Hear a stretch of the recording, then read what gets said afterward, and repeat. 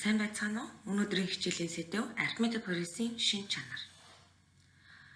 Халиваа дараалсан 3 гишүүний захын 2 гишүүний архимедик дундчин голын гишүүнтэй